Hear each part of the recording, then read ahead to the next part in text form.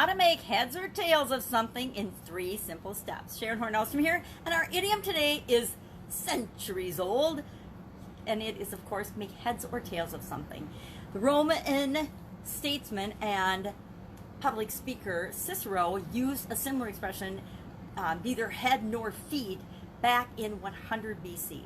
Long time ago. And by the 1600s, the current expression head or tails, because almost everything has a head or a top, a beginning, or a tail, an end. Even we have a beginning, a head and a tail, and we get reminded of it every single day. So how do we make heads or tails of something? What does it mean? It, of course, means to figure something out, right? To understand it from the beginning to the end, from A to Z. I talk about this almost every day. How do we get from where we are to where we want to be? A to Z. Well, there's 3 simple steps, and we'll talk about those let's talk about those right now.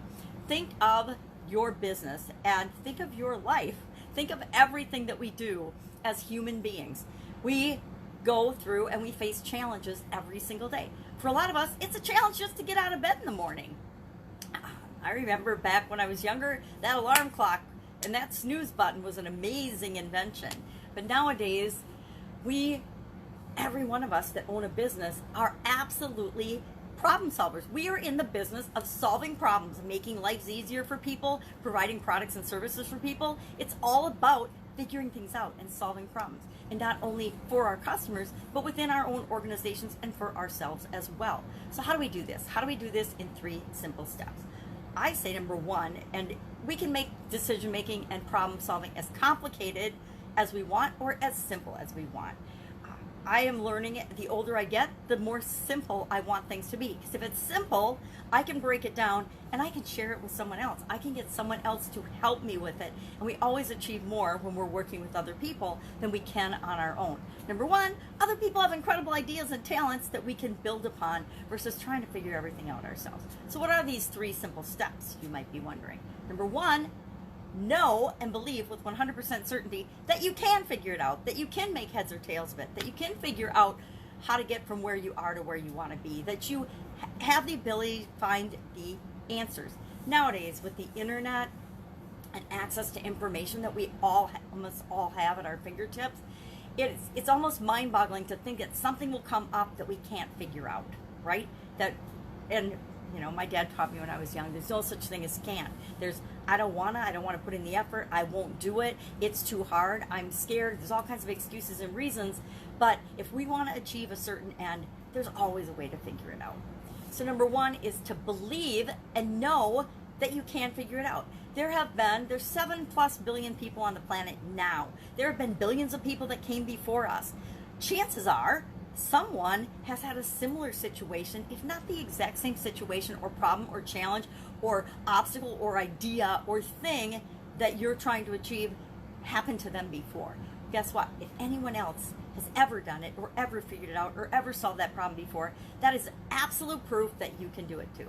So number 1, step 1, just know and believe that you can figure it out and that you will figure it out and that you want to figure it out and that you're committed to figuring it out. Step 2, begin with the end in mind. If you don't know where you're going, how are you ever going to figure it out? So you have to know at least, and not how, but at least the vision and the picture of what it is that you want. What are you trying to achieve? What the heck does Z look like? Where is Z? Where is the end? What is the end result that you want? And then, step 3, you just break it down into little pieces. You can work yourself backwards with the big milestones, and then the reason we do this is we want to figure out where to start.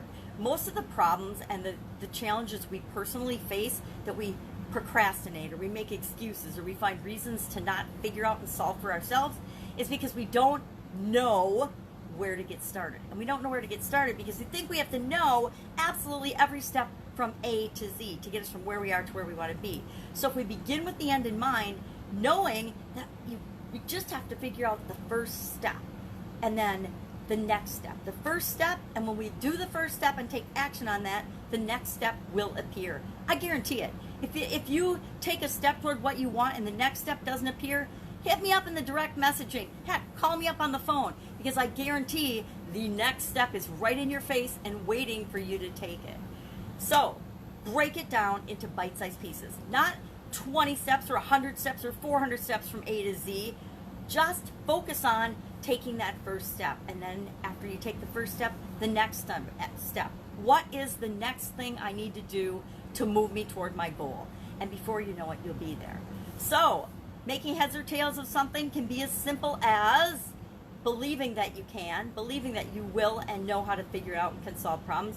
Then, knowing for sure what is it you're trying to solve, where do you want to go? So often in my life and in corporate America and in my businesses, we discovered that we were solving the wrong problem. We were dealing with symptoms or little minor problems, but until we got down to the root cause of the problem, we were spinning our wheels and wasting our time and energy and resources solving the wrong problem. So I guess part of where do you want to go, what do you want to achieve, is making sure that you're finding solutions and taking actions to solve the root cause of the problem, not just putting band-aids on it. Sometimes we got a cut, it's bleeding, we need to put a band-aid on it, but we need to remember that once we put the band-aid on it, the wound isn't, and the problem that caused the wound in the first place isn't necessarily solved, and we better go back and figure that out if we want to make sure it doesn't come up again or recur in our lives. So that's it. That's how I make heads or tails out of something in 3 simple steps. I would love to know your experience with this particular idiom. My whole life has been about being a problem solver in a lot of different areas and aspects of my life. So I love the expression in the idiom, make heads or tails of something, because it's as easy as flipping a coin to go ahead and move on and get the results that you want. That's it. Have an awesome day. I will be with you tomorrow with another interesting idiom. What does it mean? Where does it come from? And how might you use it in your business right now? Take care.